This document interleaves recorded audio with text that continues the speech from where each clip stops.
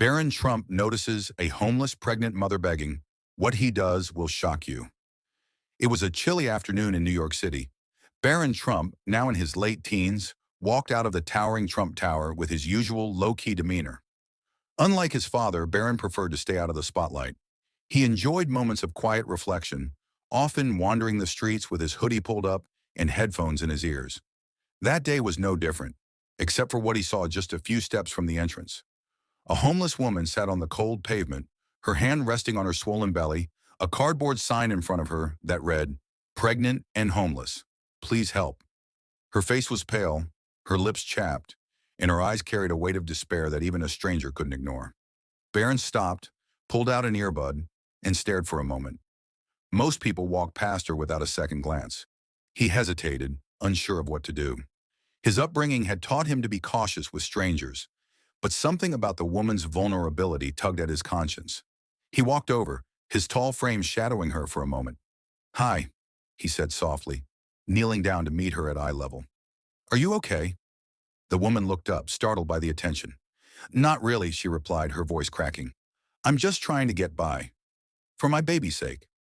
Barron glanced at her small pile of belongings, a tattered blanket, an empty coffee cup with a few coins, and a worn backpack.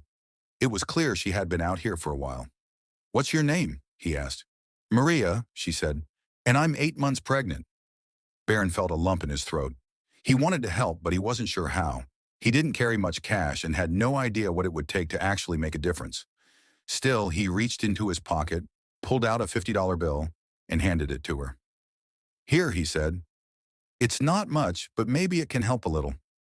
Maria's eyes widened in surprise. "Thank you," she said, clutching the money tightly. "God bless you." As Barron stood to leave, he couldn't shake the image of her sitting there, exposed to the harsh wind, with a baby on the way. He turned back. "Do you have somewhere to stay?" he asked. Maria shook her head. "Not really. Shelters are full most nights, and I don't know where else to go." This wasn't something Barron could just walk away from. His mind raced with possibilities. He thought about calling someone, maybe his security team or even a family member, but he quickly dismissed the idea. They wouldn't understand why he was getting involved in a stranger's life like this. Instead, he made a decision. "Wait here," he said. Barron jogged back into the building, his mind still buzzing. In the lobby, he spotted Alan, one of the security guards who had known him since he was a child. "Alan," Barron said, slightly out of breath, "I need a favor." Alan raised an eyebrow. "What kind of favor?" "There's a homeless woman outside. She's pregnant. I need to find her a safe place to stay tonight. Can you help me?" Alan hesitated. "Barron, you know your father wouldn't want you getting involved in something like this. It could be risky." "I don't care," Barron said firmly. "She needs help. Please, Alan." Alan sighed, but eventually nodded. "Okay, let me make a few calls." Barron returned to Maria, who was still sitting in the same spot. "We're working on getting you a place for the night," he told her. Maria looked at him with a mixture of gratitude and disbelief. "Why are you helping me?" she asked. Barron shrugged. "Because someone should."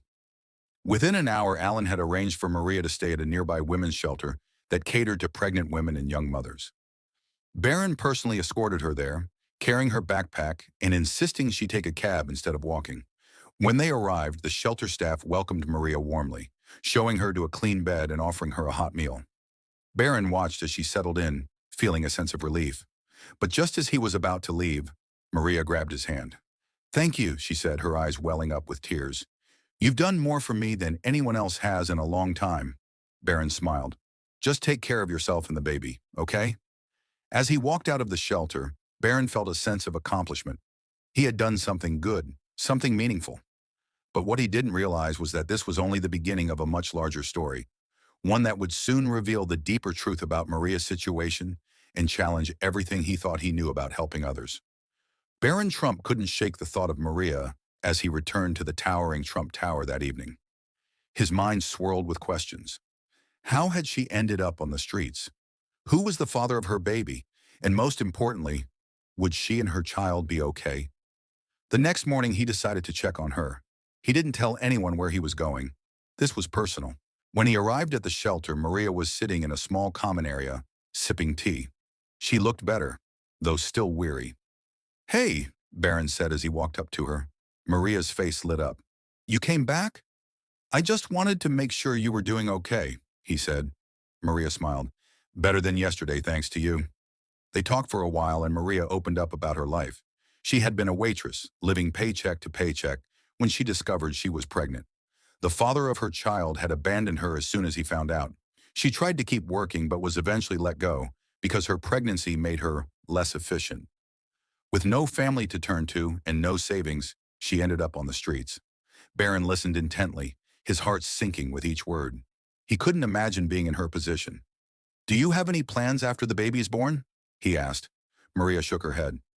I'm just trying to survive right now. I'll figure the rest out later. Barron couldn't accept that. He decided then and there that he would do more to help her. Over the next few weeks, Barron worked behind the scenes to change Maria's life. He discreetly contacted people he trusted, lawyers, social workers, and even a few philanthropists his family had connections with. He arranged for Maria to receive prenatal care, a more stable place to live, and access to job training programs. But as things started looking up for Maria, a twist shook everything. One evening, Maria called Barron, her voice trembling. Barron, I need to tell you something, she said. What is it? He asked, concerned.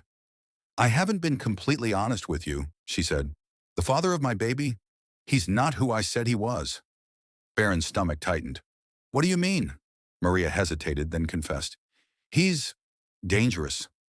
I ran away from him because I was afraid for my life and my babies. But I think he's found me. Barron was stunned. What? Has he contacted you? Maria nodded. He left a note outside the shelter. It said he wants me back, or else. Barron's protective instincts kicked in. He immediately called Alan, the security guard who had helped him before, and explained the situation. They contacted the authorities and arranged for Maria to be moved to a secure location. For days, Maria stayed hidden, but the fear in her eyes never left. Barron visited her often, trying to reassure her that she was safe. But deep down, he knew this wasn't over. Then one night, everything came to a head. Maria's ex showed up at the secure location, somehow having tracked her down. He banged on the door, shouting her name. Maria called Barron in a panic. Stay inside and lock the doors, Barron told her. I'm on my way. By the time Barron arrived with the police, Maria's ex had already been apprehended. She was shaken but unharmed. As the officers took him away, Maria broke down in tears. It's over, Barron said, sitting beside her. You're safe now. Maria looked at him, her face a mix of relief and gratitude. I don't know how to thank you, she said. You've done so much for me. Barron shook his head. You don't owe me anything. Just promise me one thing. Give your baby a better life than what you've had. Maria nodded, tears streaming down her face. I will. Over the next few months, Maria's life transformed completely. She gave birth to a healthy baby boy and named him Daniel. With Barron's help, she found a job and started building a future for herself and her son. Through it all, Barron remained in the background, never seeking recognition for what he had done. He wasn't looking for praise, he simply wanted to make a difference. And he did.